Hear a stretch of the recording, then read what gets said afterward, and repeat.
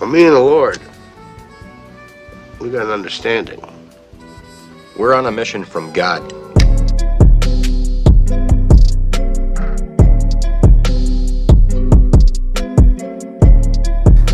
What's up, kids? David here with Solid X Day. So we're going to be talking in this video about mass shootings in America. Yeah, man, it's the tragedy that it is. You know, how sad, man, people cut short, man, in the prime of their lives, you know, shot down in a heartbeat. You know, it is a sad thing. And yet one of the takeaways, I think, time and time again, is that the media, you know, those who report on these incidences, and the politicians, you know, who politicize these events, these tragedies, this loss of human life, you know, one of the takeaways is, man, they don't know what they're talking about. They don't have answers. And the time that passes between these events, they don't get informed. They don't seem to know anything more than they knew the last time there was a shooting. You know, most recently, man, El Paso, Texas, Dayton, Ohio. You know, and what do we have in these places? We have, you know, we don't have pariahs, I think.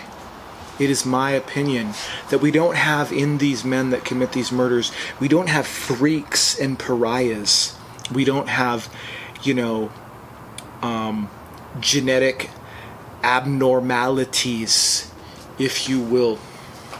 But rather, you know, we have broken, isolated, in some ways emotionally retarded people, you know, that are lashing out. You know, our sons, our youth. You know, we have not exhausted the murderers amongst us. You know, there are no doubt more to come. There are no doubt, you know, broken, hurting young men in our midst today. And taking away the guns won't quench their anger, their disenfranchisement, if you will, from the human race.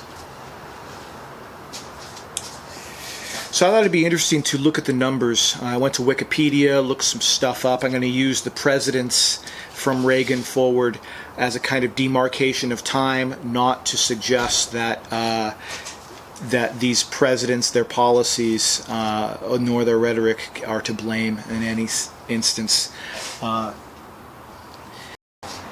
So under Ronald Reagan, from 1981 to 1988, he was in office for 8 years. We had 18 mass shootings in America. You know, and mass shooting is constituted as, you know, any incident where you have somebody going and you know, killing a bunch of people, or at least shooting a bunch of people. So in some instances, these shootings involve, you know, 4 or 5 people shot but nobody died.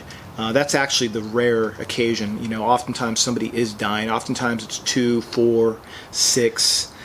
But in the 18 mass shootings in the 80s, 8 of them involved 8 or more deaths. Under George Bush Sr., from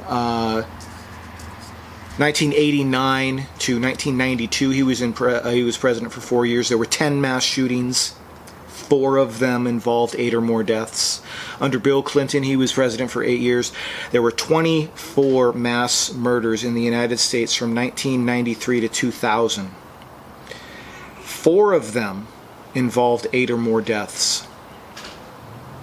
From 2001 to 2008, George Bush Jr., there were 27 mass murders in the United States. 8 of them involved 8 or more deaths. So I think what we see here, at least from Ronald Reagan to George Bush Jr., we see a little bit of an increase.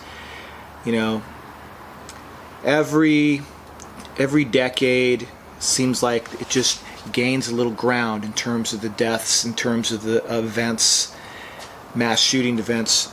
So Barack Obama was elected in 2009. There are 67 mass murder events from 2009 to 2016. 20 of them had 8 or more deaths. So no doubt, the culture in the United States becomes ever more rigid, ever more sour, if you will. And we see the outcome, we see the overflow, we see the cause, or the effect, if you will, of whatever it is that is wrong with our society. So under Trump, 2017 to 2019 going forward, he'll probably get elected again to 2024. But from 2017 to 2019, there's been 52 mass murder events. And 11 of those, according to Wikipedia, 11 of those involved 8 or more deaths. So definitely we are on track here in the next 8 years for more bloodshed, no doubt. We are not done, as I had said, exhausting the murderers that are among us. So about 10 years ago, I picked up this book. It's called Lost Boys, and it's written by James Garbarino, and he's a PhD. James Garbarino, Lost Boys, good read, very informative. Why our sons turn violent and how we can save them.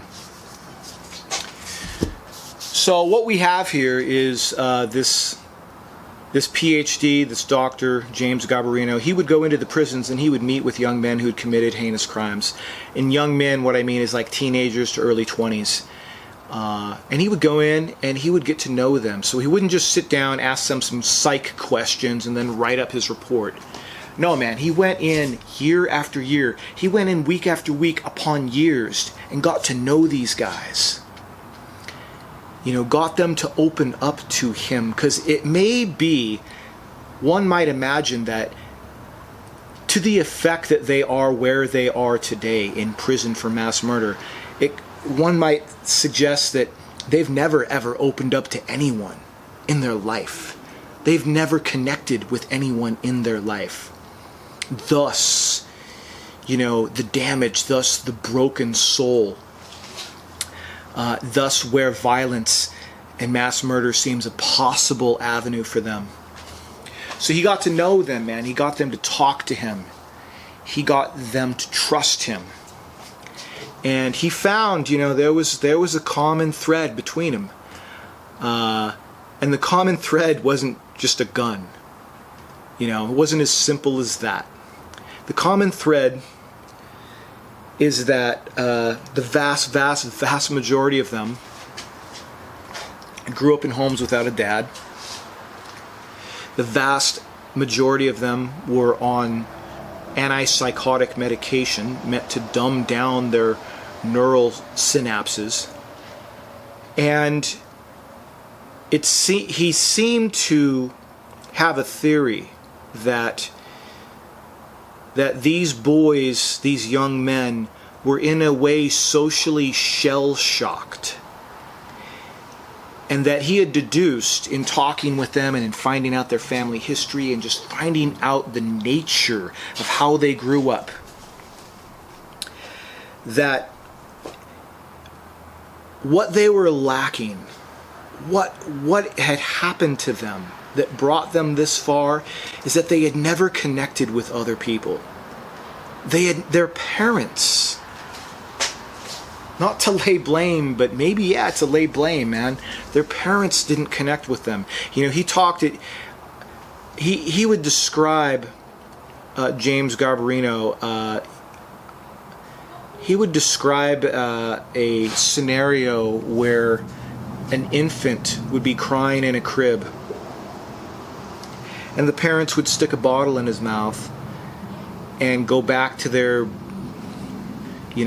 business, whatever it is that concerns them, their lives. This is sort of a metaphor. Obviously, he didn't actually have evidence of this, but the idea being that parents not connecting with their kids, mothers and fathers not holding their infants, sticking them in cribs, sticking bottles in their mouths, but not holding them, not connecting with them, not growing up with them. Herein I wonder if this is what is wrong with our culture. That we are allowing our sons to grow up without connection, without a father in the home to bond with, to look to give a sense of stability, a sense of truth, if you will. We rob our sons and daughters of truth when we cast the marriages on the dung heap, man, on the waste heap of our lives. When we treat divorce just like a simple piece of paper you sign, you move on with your life and do your thing. It would seem, does it not, is it not the highest act of selfishness to go and arbitrarily kill other people? One would think that these people are truly the most selfish people that commit such crimes. And yet, how selfish is our culture? How self-absorbed are we in our society, in our concerns to acquire, in our concerns, in where we seek to consume, to meet our own needs, to pursue our own ambitions at the expense of our sons? Are we pursuing our own ambitions at the expense of our children?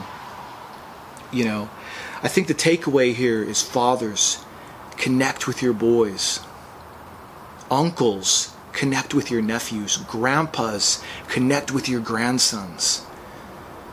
We need to be there for our kids, because in the end, man, it's the job, the car, the baseball game, the football game, whatever it is, man, that we think is so important is really is nothing compared to our sons and daughters. We need to connect with our kids. We need to treat our marriages like they matter. We need to show our children that the choices that they make matter, and how to stand by the decisions that they make. That their families wouldn't be, made of paper, easily flammable. Their families should hold through the storm. That's what we have need of, and that's what's lacking in our culture, I think, is that we have treated we call masculinity toxic, and yet we don't show what solid manhood is about. We just bitch and complain and accuse and hurt, I think, the young men growing up in our midst. All right, that's my vid. Take care. God bless. See you guys next time. Like, subscribe. Lost Boys, solid book. Give it a read. Take care.